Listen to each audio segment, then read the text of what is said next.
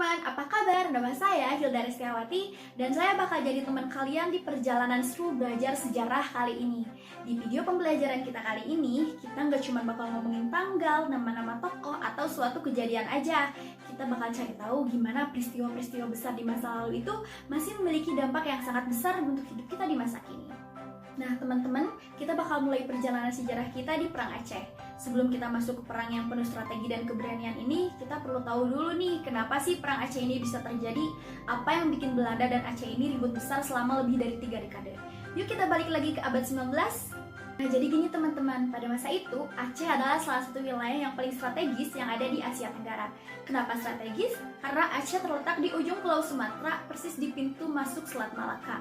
Nah selat ini tuh ibaratkan jalan tol perdagangan yang ada di dunia, yang dilewati oleh kapal-kapal dari berbagai negara yang membawa rempah-rempah, kain, emas, dan ekspor lainnya.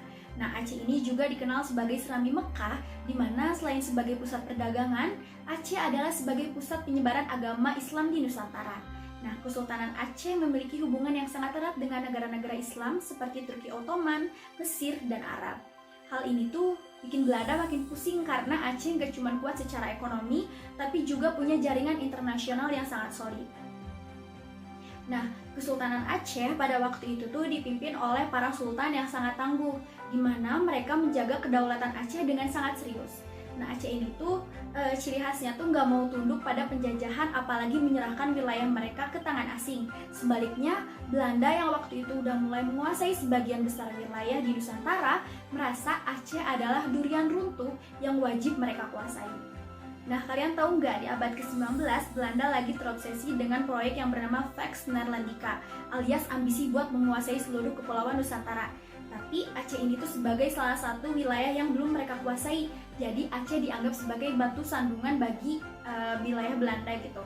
Yang masalahnya Kesultanan Aceh ini juga nggak tinggal diam pada saat itu. Mereka tahu bahwa Belanda mengincar wilayah mereka, jadi Aceh ini memperkuat pertahanan di wilayahnya. Aceh bahkan melakukan diplomasi dengan Inggris, yaitu negara tetangga yang memiliki kekuatan besar di Malaya yang sekarang menjadi wilayah Malaysia.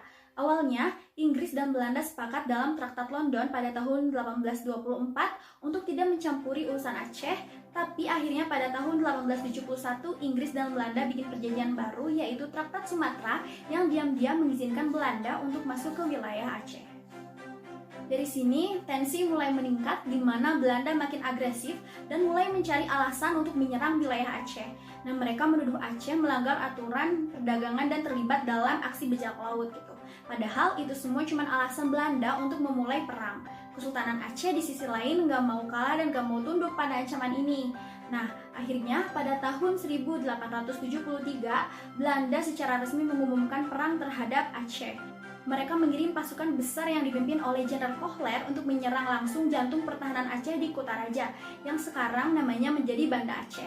Tapi apa yang terjadi? Karena Belanda ternyata nggak semudah itu menundukkan Aceh, mereka menghadapi perlawanan yang jauh lebih kuat dari apa yang mereka bayangkan.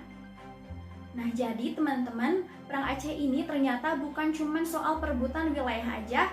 Nah ini adalah suatu perang yang melibatkan harga diri, kedaulatan, serta perjuangan melawan ketidakadilan. Karena bayangin aja gitu ya, dari satu sisi ada Belanda dengan senjata modern dan kekuatan militer yang sangat besar, dan di sisi lain ada Aceh yang bertahan dengan senjata tradisional tapi memiliki keberanian, semangat, dan semangat juang yang sangat luar biasa gitu. Jadi inilah awal mulai salah satu perang terbesar yang ada di Nusantara ini terjadi, di mana bagian berikutnya kita akan membahas mengenai bagaimana Perang Aceh ini memberikan kejutan besar untuk Belanda. Jadi siap-siap aja untuk ngikutin step selanjutnya atau ngikutin video pembelajaran selanjutnya ya, karena ini bakalan seru banget. Check this out. Nah sekarang kita masuk ke babak pertama Perang Aceh. Pernah nggak sih kalian merasa diremehkan, tetapi ternyata kalian bisa membuktikan kalau mereka salah? Nah itulah yang dilakukan rakyat Aceh saat menghadapi invasi Belanda. Kisahnya benar-benar penuh aksi dan taktik yang brilian. Awal mula perang ini sebenarnya dipicu oleh ambisi Belanda yang merasa bisa menguasai Aceh dengan mudah. Setelah berhasil menjajah sebagian besar wilayah Nusantara, mereka menganggap Aceh adalah tantangan kecil, yang ternyata dugaan mereka adalah salah. Aceh adalah wilayah yang kaya, strategis, dan memiliki semangat juang yang tinggi. Awal mula dari ketegangan Aceh dan Belanda ini dimulai saat Belanda mulai melirik Aceh ketika jalur perdagangan di Selat Malaka menjadi sangat penting. Pada saat yang sama, Inggris yang menguasai wilayah Semenanjung Malaya mulai mengatur perjanjian dengan Belanda untuk menentukan batas pengaruh masing-masing. Dalam Traktat London pada tahun 1824, Aceh sebenarnya dibiarkan sebagai wilayah yang independen. Namun, di akhir abad ke-19, Belanda mulai melanggar perjanjian itu dengan mencoba menguasai Aceh secara paksa. Nah, pemerintah kolonial mengirim ultimatum kepada kerajaan Aceh yang tentu saja tidak diterima.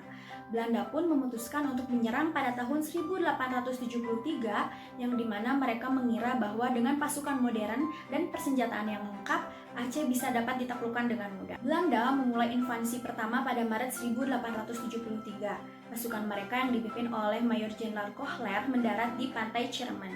Tujuan utama mereka adalah merebut Masjid Raya Baitur Rahman, yaitu sebagai simbol agama dan kebanggaan rakyat Aceh. Mereka berpikir bahwa dengan merebut masjid ini, semangat rakyat Aceh akan runtuh. Namun apa yang terjadi justru di luar dugaan mereka. Rakyat Aceh ini memberikan perlawanan yang sangat sengit, di mana meskipun jumlah pasukan Aceh lebih sedikit dan senjatanya lebih sederhana, mereka berhasil menggunakan medan alam sebagai keuntungan. Dengan taktik gerilyanya, mereka menyerang pasukan Belanda di hutan-hutan dan di rawa-rawa. Nah, Kohler, pemimpin pasukan Belanda yang pada akhirnya tewas dalam pertempuran ini, pada akhirnya menjadi pukulan yang sangat besar bagi moral Belanda.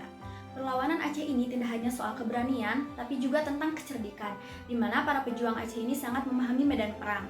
Yang pertama, adanya hutan sebagai benteng alami, di mana pasukan Aceh ini menguasai jalur-jalur tersembunyi di hutan sehingga mereka bisa menyerang pasukan Belanda secara tiba-tiba dan cepat untuk menghilang.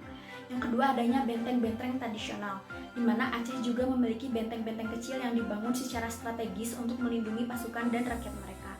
Lalu adanya kerjasama antara ulama dengan rakyat. Ulama ini memainkan peran yang sangat penting dalam membakar semangat jihad. Mereka tidak hanya memberikan motivasi, tetapi juga strategi dalam perlawanan. Nah, setelah kekalahan pertama, Belanda ini mulai menyadari bahwa perang ini tidak akan mudah gitu. Mereka kembali mengirim pasukan yang jumlahnya jauh lebih besar dan jauh lebih kuat. Tetapi ternyata semangat juang rakyat Aceh ini tetap tidak tergoyahkan. Nah teman-teman, dari peristiwa ini kita bisa belajar bahwa jumlah dan teknologi ini tidak selalu menentukan sebuah kemenangan. Dengan semangat, strategi, dan persatuan, rakyat Aceh berhasil melawan penjajah yang jauh lebih kuat. Yuk kita lanjut ke kisah berikutnya, di mana kita akan bertemu tokoh-tokoh hebat dari Aceh.